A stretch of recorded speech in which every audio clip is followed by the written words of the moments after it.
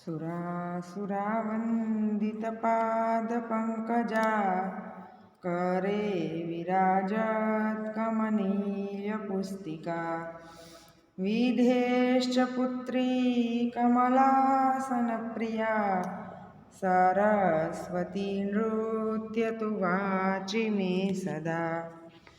સર્વેભ્યો નમો નમઃ। ઓનલાઈન શિક્ષણ દ્વારા હું આપ સૌનું સ્વાગત કરું છું। મિત્રો, આપણે FIBA સેમેસ્ટર 2માં મુખ્ય વિષય સંસ્કૃતના પેપર નંબર 3માં મહાકવિ દંડી વિરચિત દશકુમાર ચરિતમનો છઠ્ઠો ઉચ્છ્વાસ અભ્યાસક્રમમાં છે। તો આ વિષય અંતર્ગત આજે આપણે દશકુમાર ચરિતમ જે છે એ ગદ્ય કાવ્ય છે। તો આ ગદ્ય કાવ્યના ઉદ્ભવ અને વિકાસની રૂપરેખાની ચર્ચા કરવાની છે। તો સંસ્કૃત ગદ્ય કાવ્યનો ઉદ્ભવ અને વિકાસ કંઈક આ રીતે કહી શકાય। તો સૌથી પહેલાં જોઈએ કે સમગ્ર સંસ્કૃત સાહિત્યને બે વિભાગમાં વિભક્ત કરવામાં આવે છે, દ્રશ્ય અને શ્રાવ્ય। આ દ્રશ્ય સાહિત્ય એટલે નાટક અને શ્રાવ્ય એટલે અન્ય સાહિત્ય જે છે એ। શ્રાવ્ય સાહિત્ય ફરી પાછું ત્રણ વિભાગમાં વિભક્ત થાય છે, ગદ્ય, પદ્ય તથા ગદ્ય પદ્ય મિશ્ર એટલે કે ચંપુ કાવ્ય। તો એમાંથી આજે આપણે ગદ્ય કાવ્ય વિશે ચર્ચા કરવાની છે। તો આ ગદ્યનું શું મહત્ત્વ છે એની સૌથી પહેલાં ચર્ચા કરીએ તો ગદ્ય શબ્દ સંસ્કૃત સાહિત્યમાં અતિ પ્રાચીન છે।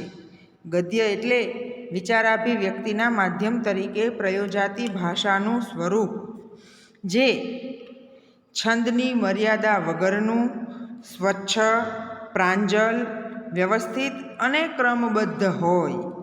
ગદ્ય લેખનને લેખકની પરીક્ષા કહી છે, કસોટી કહી છે। તો આ ગદ્ય કેટલું પ્રાચીન છે એની ચર્ચા કરીએ તો ગદ્યની પ્રાચીનતામાં જોઈ શકાય કે સંસ્કૃતમાં ગદ્ય લખાણનો સૌથી પ્રાચીન નમૂનો કૃષ્ણ યજુર્વેદમાં પ્રાપ્ત થાય છે। અથર્વવેદના છઠ્ઠા વિભાગમાં પણ ગદ્ય ઉપલબ્ધ છે। તૈત્તિરીય સંહિતામાં ગદ્ય પ્રાપ્ત થાય છે। બ્રાહ્મણ ગ્રંથોમાં યજ્ઞ પ્રક્રિયા વર્ણન ગદ્યાત્મક છે, જેમાં ઐતરેય અને શતપથ બ્રાહ્મણનું ગદ્ય પ્રખ્યાત છે। ત્યારબાદ ઉપનિષદ કાળમાં જોઈએ તો છાંદોગ્ય ઉપનિષદ જેવી ઉપનિષદોમાંની કેટલીક ઉપનિષદો તો સંપૂર્ણતઃ ગદ્યાત્મક છે અને ઉપનિષદોમાંથી અનેક આખ્યાયિકાઓ અને આખ્યાનો ગદ્યમાં છે। આમ સંસ્કૃત ગદ્યની પ્રાચીનતા વેદ જૂની છે। હવે આનો ઉદ્ભવ જોઈએ તો મિત્ર, જેમ સંસ્કૃત કાવ્યનો ઉદ્ભવ એટલે કે ગંગોત્રી આપણે ઋગ્વેદને માનીએ છીએ, એવી રીતે સંસ્કૃત ગદ્યની ગંગોત્રી અર્થાત ઉદ્ભવ કૃષ્ણ યજુર્વેદ છે। સંસ્કૃત ગદ્યનું ઉદ્ભવ સ્થાન પદ્યની જેમ વેદ જ છે। હવે આ ગદ્યનું સ્વરૂપ કેવું છે તો કહે છે કે સંસ્કૃત ગદ્ય ભિન્ન ભિન્ન સ્વરૂપોમાં ઉપલબ્ધ થાય છે, જેમ કે વૈદિક ગદ્ય, પૌરાણિક ગદ્ય, સૂત્રાત્મક ગદ્ય, શાસ્ત્રીય ગદ્ય અને સાહિત્યિક ગદ્ય। આ સાહિત્યિક ગદ્ય પાછું બે વિભાગમાં વિભક્ત છે, સરળ અને સુબોધ શૈલીનું અને અલંકૃત તથા પરિષ્કૃત શૈલીનું। તો હવે આ ગદ્યનું આપણે વિવરણ જોઈએ, જેમાં સૌથી પહેલાં છે વૈદિક ગદ્ય। તો વૈદિક ગદ્યમાં સીધા, સાદા, સરળ અને લઘુ વાક્યોનો પ્રયોગ છે। હ, વૈ, ઉ જેવા અવ્યયો વાક્યાલંકારના રૂપમાં પ્રયોજીને ગદ્યને રોચક તથા સુંદર બનાવવામાં આવે છે। સમાસ સંઘટનાનો વૈદિક ગદ્યમાં અભાવ છે, ઉદાહરણની બહુલતા મળે છે તથા ઉપમા અને રૂપક અલંકારોથી વૈદિક ગદ્ય મનોરમ બન્યું છે। ત્યારબાદ છે પૌરાણિક ગદ્ય। તો પૌરાણિક ગદ્ય પર બોલચાલની ભાષાની સ્પષ્ટ છાપ છે। પૌરાણિક ગદ્ય જે છે એ વૈદિક ગદ્ય અને બોલચાલની ભાષા વચ્ચેનો પુલ છે, સેતુ સમાન છે। પૌરાણિક ગદ્યમાં સરળતા અને પ્રાસાદિકતા સાથે અલંકારિતાનો સમન્વય જોવા મળે છે। ભાગવત અને વિષ્ણુ પુરાણનું ગદ્ય પૌરાણિક ગદ્યના શ્રેષ્ઠ નમૂના છે। ત્યારબાદ ત્રીજું સ્વરૂપ છે સૂત્રાત્મક ગદ્ય। તો સંક્ષિપ્તતા અને લાઘવ એ સૂત્રાત્મક ગદ્યનો પ્રાણ છે। દર્શનશાસ્ત્રીય ગ્રંથોમાં આ પ્રકારનું ગદ્ય સવિશેષ પ્રયોજાયું છે। સૂત્રાત્મક ગદ્ય એટલે ગાગરમાં સાગર, પ્રકૃષ્ટ અર્થઘનતાને કારણે સૂત્રાત્મક ગદ્ય ક્લિષ્ટ અર્થાત અઘરું પણ બન્યું છે. ન્યાયસૂત્ર, પૂર્વ અને ઉત્તર મીમાંસા દર્શનના સૂત્રો આ સૂત્રાત્મક ગદ્યના ઉદાહરણો છે. ત્યારબાદ શાસ્ત્રીય ગદ્ય જોઈએ તો દર્શનશાસ્ત્રના ભાષ્ય ગ્રંથો આ પ્રકારના ગદ્યમાં રચાયા છે. અર્થની અભિવ્યક્તિ આ પ્રકારના ગદ્ય લેખનમાં કેન્દ્ર સ્થાને છે. તેથી શબ્દના વૈવિધ્યપૂર્ણ આયોજનને તેમાં અવકાશ પ્રાપ્ત થયો નથી. શાસ્ત્રીય ગદ્યનો ઉદ્ભવ સૂત્ર ગ્રંથોની સંદિગ્ધતા અને ક્લિષ્ટતાને દૂર કરવાના હેતુથી થયો છે. જેમ કે શબર સ્વામીનું શાસ્ત્રીય ગદ્ય, શંકરાચાર્યના શાસ્ત્રીય ગદ્યમાં પ્રાસાદિકતા મુખ્ય છે. ગાંભીર્ય અને બહુશ્રુતતા એમની વિશેષતા છે. તેમનું શાસ્ત્રીય ગદ્ય સારગર્ભ વાક્યવાળું, પ્રૌઢ અને પ્રાંજલ છે. પતંજલિનું શાસ્ત્રીય ગદ્ય બોલચાલનો રણકો ધરાવે છે અને જયંત ભટ્ટનું શાસ્ત્રીય ગદ્ય રોચક અને હૃદયંગમ છે. ત્યારબાદનું સ્વરૂપ છે સાહિત્યિક ગદ્ય. સાહિત્યિક ગદ્ય બે પ્રકારે ઉપલબ્ધ થાય છે: સરળ અને સુબોધ શૈલીનું તથા અલંકૃત અને પરિષ્કૃત શૈલીનું. સરળ સુબોધ શૈલીના સાહિત્યિક ગદ્યમાં હિતોપદેશ, પંચતંત્ર વગેરે લોકકથા અને પશુકથાઓના ગદ્યનો સમાવેશ થાય છે. જ્યારે અલંકૃત અને પરિષ્કૃત શૈલીના ગદ્યમાં સંસ્કૃત ગદ્ય કાવ્યો જેવા કે કાદંબરી, હર્ષચરિત, દશકુમાર ચરિત વગેરેનું ગદ્ય સાહિત્યિક ગદ્ય કહી શકાય છે.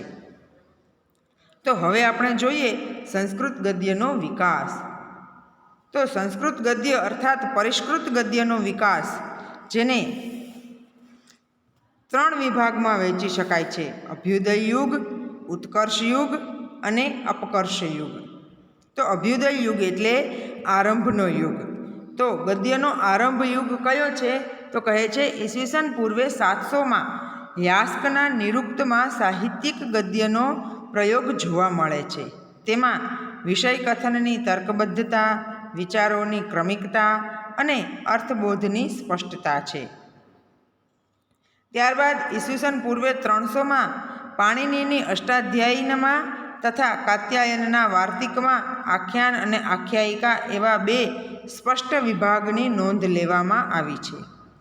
ત્યારબાદ ઈસવીસન પૂર્વે 200માં પતંજલિ પોતાના મહાભાષ્યમાં કાત્યાયનના વાર્તિક પરના ભાષ્યમાં યવકૃત, પ્રિયંગવ અને યયાતિનો આખ્યાનના ઉદાહરણ તરીકે તથા વાસવદત્તા, સુમનોત્તરા અને ભૈમરથીનો આખ્યાયિકાના ઉદાહરણ તરીકે નિર્દેશ કરે છે. ઈસવીસન 100 પછી જોઈએ તો ગુણાઢ્યે પૈશાચી ભાષામાં લખેલ બૃહત્કથા પરથી બૃહત્કથા મંજરી અને કથાસરિત સાગરની સંસ્કૃતમાં રચના થઈ છે. કાશિકાકાર પતંજલિ નિર્દિષ્ટ 3 આખ્યાયિકાનો ઉલ્લેખ કરે છે. એમાંથી એક પણ ઉપલબ્ધ થતી નથી. જ્યારે સંસ્કૃત સાહિત્યમાં કાવ્યાત્મક, અલંકૃત, પરિષ્કૃત ગદ્ય લેખનનો આરંભ ઈસવીસન પૂર્વે 200 આસપાસ થઈ ગયો હશે એમ પતંજલિના મહાભાષ્ય પરથી કહી શકાય. ત્યારબાદ શિલાલેખો અને સ્તંભલેખો પરથી પણ કેટલીક માહિતી મળે છે. તો સૌથી પહેલાં ઈસવીસન 150ના શિલાલેખની વાત કરીએ તો મહાક્ષત્રપ રુદ્રદામાએ ગિરનારની તળેટીમાં બનાવડાવેલ સુદર્શન તળાવ અતિવૃષ્ટિથી તૂટી જતા તેનું પુનર્નિર્માણ કરાવ્યું તે અંગેનો શિલાલેખ આજે પણ ગિરનારની તળેટીમાં છે. નિતાંત પ્રૌઢ, અલંકારયુક્ત કાવ્યાત્મક ગદ્ય શૈલી આ શિલાલેખમાં જોવા મળે છે. ત્યારબાદ ઈસવીસન 350માં હરિશેણકૃત સમુદ્રગુપ્ત પ્રશસ્તિયુક્ત પ્રયાગના શિલાલેખમાં પણ અલંકૃત અને પરિષ્કૃત શૈલીનું ગદ્ય જોવા મળે છે. ગિરનારના શિલાલેખની ભાષા કરતાં પ્રયાગના શિલાલેખની ભાષા વધારે પરિષ્કૃત છે. ત્યારબાદ ઈસવીસન 437માં વત્સ ભટ્ટીકૃત મંદસૌરના સ્તંભલેખમાં સૂર્યની સ્તુતિ છે, જેમાં એથી પણ વધારે સંશ્લિષ્ટ અને ક્લિષ્ટ ગદ્ય શૈલી જોવા મળે છે. તો મિત્રો, આ થયો પરિષ્કૃત ગદ્યનો અભ્યુદય યુગ. ત્યાર પછી ઉત્કર્ષ યુગ જોઈએ તો ગદ્યના ઉત્કર્ષ યુગના 3 કવિઓ છે: સુબંધુ, બાણભટ્ટ અને દંડી. તો સુબંધુની ચર્ચા કરીએ તો સંસ્કૃત ગદ્ય સાહિત્યનો સર્વપ્રથમ ઉપલબ્ધ કવિ એટલે સુબંધુ. તેમણે પરિષ્કૃત ગદ્ય શૈલીમાં વાસવદત્તા આખ્યાયિકાની રચના કરી. તેમનો સમય 7મી સદીનો આરંભકાળ માનવામાં આવે છે. સુબંધુ પૂર્વે લખાયેલ ગદ્યકાવ્ય ઉપલબ્ધ નથી. પતંજલિએ જેનો નિર્દેશ કર્યો છે તે વાસવદત્તા, સુમનોત્તરા અને ભૈમરથી 3 આખ્યાયિકાના માત્ર નામ જ મળે છે. રચનાઓ ઉપલબ્ધ થતી નથી. સુબંધુ વિવિધ જ્ઞાન વિજ્ઞાનના નિપુણ, ન્યાય મીમાંસા બૌદ્ધ દર્શનોના વિદ્વાન હતા. તેમની ગદ્ય શૈલીમાં અલંકાર, ચમત્કાર, શ્લેષ પ્રાચુર્ય અને વક્રોક્તિનો સન્નિવેશ છે. તેઓ ઘટનાપટુ ગદ્ય કવિ છે. તેમની રચનાનો એક એક અક્ષર ક્યાંય આડંબરયુક્ત નથી. તેમનું ગદ્ય વિચિત્ર માર્ગનું ઉત્કૃષ્ટ ઉદાહરણ છે. અર્થઘન અને સમાસ બહુલ ગદ્ય શૈલી હોવા છતાં તેમનું ગદ્ય રોચક છે. આધુનિક વિવેચકો તેમની શૈલીને શાબ્દિક ક્રીડા માને છે. સુબંધુની ગદ્ય શૈલી અક્ષરાડંબર છે. ત્યારબાદ ઉત્કર્ષ યુગના બીજા કવિ એટલે બાણભટ્ટ. સંસ્કૃત ગદ્ય કાવ્યનો ચરમ ઉત્કર્ષ બાણભટ્ટના સમયમાં થયો છે. તેમણે અલંકૃત, પરિષ્કૃત, સમાસ બહુલ ગદ્ય શૈલીમાં કાદંબરી કથા અને હર્ષચરિત આખ્યાયિકાની રચના કરી છે. તેમનો સમય ઈસવીસનની 7મી સદીનો પૂર્વાર્ધ એટલે કે ઈસવીસન 600 થી ઈસવીસન 650 વચ્ચેનો માનવામાં આવે છે અને તેઓ સમ્રાટ હર્ષવર્ધનના સભાપંડિત હતા એમ પણ કહેવાય છે. હર્ષચરિત સંસ્કૃત સાહિત્યની પ્રાચીનતમ ઉપલબ્ધ પ્રથમ આખ્યાયિકા છે. તે પૂર્વ આખ્યાયિકા રચાઈ તો હતી પરંતુ હજુ સુધી ઉપલબ્ધ થઈ નથી અને કાદંબરીને તો બાણ પોતે જ અદ્વિતીય કહે છે. બાણભટ્ટની ગદ્ય શૈલી શાસ્ત્રીય દ્રષ્ટિએ પાંચાલી પ્રકારની છે અને તેમનું ગદ્ય સમાસયુક્ત છે. બાણની ગદ્ય શૈલી અન્ય કવિઓ માટે આદર્શરૂપ છે. પ્રભાવશાળી ગદ્ય લેખનમાં બાણ મોખરે છે. તેમના ગદ્યમાં વર્ણ્ય વિષયને અનુરૂપ શૈલીનું નિરૂપણ છે. તેમના ગદ્યમાં સૂક્ષ્મ નિરીક્ષણ શક્તિ, ચમત્કૃતિપૂર્ણ વર્ણન પ્રણાલી અને અક્ષય શબ્દ રાશિ, કલ્પના પ્રસૂત મૌલિક અર્થની ઉદ્ભાવના અને વર્ણ્ય વિષયને અનુરૂપ પદ વિન્યાસ, આ બધું જ તેમની ગદ્યની વિશિષ્ટતા છે. લલિત અને કમનીય પદાવલી બાણની ગદ્ય શૈલીમાં જોવા મળે છે. બાણ સંસ્કૃત ભાષા અને ગદ્ય શૈલીના સમ્રાટ છે. રુચિર સ્વર વર્ણપદા, રસભાવવતી, મનોહર અને મનોરમ ગદ્ય શૈલીમાં રચાયેલ કાદંબરી સંસ્કૃત ગદ્ય સાહિત્યનું ગૌરીશંકર શિખર છે અને તેથી જ વિદ્વાનોએ કહ્યું છે, કાદંબરી કથાજ્ઞાનામ આહારોપી ન રોચતે. અને ઉત્કર્ષ યુગના ત્રીજા કવિ છે દંડી. દંડી ઈસવીસનની 7મી સદીના અંત અને 8મી સદીના આરંભના સમયમાં થઈ ગયા. તેમણે દશકુમાર ચરિત નામના ગદ્ય કાવ્યની રચના કરી.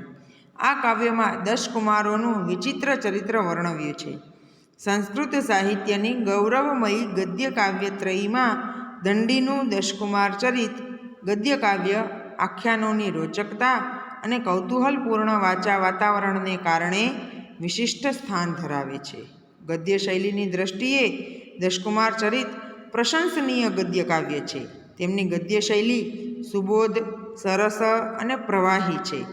સજીવ અને ચુસ્ત છે. તેમાં અલંકારોનો ઘટાટોપ આડંબર નથી અને સમાસની બહુલતા પણ નથી. દંડીએ સુબંધુ અને બાણની ગદ્ય શૈલીનું અનુકરણ કરવાને બદલે પોતાની આગવી ગદ્ય શૈલીનું નિર્માણ કર્યું છે અને પોતાની આગવી ગદ્ય શૈલીના નિર્માતા તરીકે દંડીની ગદ્ય શૈલીમાં અર્થની સ્પષ્ટતા છે, રસની સુંદર અભિવ્યક્તિ છે અને પદનું લાલિત્ય છે. પારંપરિક વિવેચકો તો દંડીને વાલ્મીકી અને વ્યાસ પછીના સર્વોત્તમ લેખક તરીકે તેમની પ્રશસ્તિ કરે છે. તો આ પરિષ્કૃત ગદ્યનો ઉત્કર્ષ યુગ છે. હવે એનો અપકર્ષ યુગ. અપકર્ષ યુગ એટલે કે હ્રાસ યુગ. જે વસ્તુ શિખર સુધી પહોંચી છે તે ફરી પાછી નીચે આવે છે. તો સંસ્કૃત ગદ્ય સાહિત્યમાં સુબંધુ, બાણ અને દંડી આદર્શરૂપ ગદ્યકારોના અનુસરણ કે અનુકરણ કરીને પરવર્તી યુગમાં અનેક ગદ્ય કાવ્યોની રચના થઈ. જેમાં આપણે 10મી સદીથી 20મી સદી સુધીના ગદ્યકારોની ચર્ચા કરીએ તો 10મી સદીમાં ધનપાલ નામના કવિએ બાણનું અનુકરણ કરીને તિલકમંજરી નામના ગદ્ય કાવ્યની રચના કરી. પછી 11મી સદીમાં સોડઢલ નામના ગુજરાતના ગદ્ય કવિએ ચમત્કૃત પૂર્ણ ગદ્ય શૈલીમાં ઉદયસુંદરી કથા નામે ગદ્ય કાવ્ય રચ્યું. 11મી સદીમાં જ વાદિભસિંહે ગદ્ય ચિંતામણીની રચના કરી. 15મી સદીમાં વામન ભટ્ટ, જેને બાણના પુત્ર કહેવામાં આવે છે, તેમણે વેમભૂપાલ ચરિતની રચના કરી. અને 20મી સદીમાં અંબિકાદત્ત વ્યાસે શિવરાજ વિજય નામના ગદ્ય કાવ્યની રચના કરી અને શંકરલાલ માહેશ્વર શાસ્ત્રીએ ચંદ્રપ્રભા ચરિતની રચના કરી. તો આમ સંસ્કૃત ગદ્ય કાવ્ય સાહિત્યના ઉપરયુક્ત ઉદ્ભવ વિકાસની રૂપરેખા પરથી સિદ્ધ થાય છે કે ભવ્ય અને ઉદાત્ત પરિષ્કૃત ગદ્ય શૈલીમાં રચાયેલ ગદ્ય કાવ્ય સાહિત્ય અપાર વૈભવ અને અનન્ય ઐશ્વર્ય ધરાવે છે. અસ્તુ, ધન્યવાદ.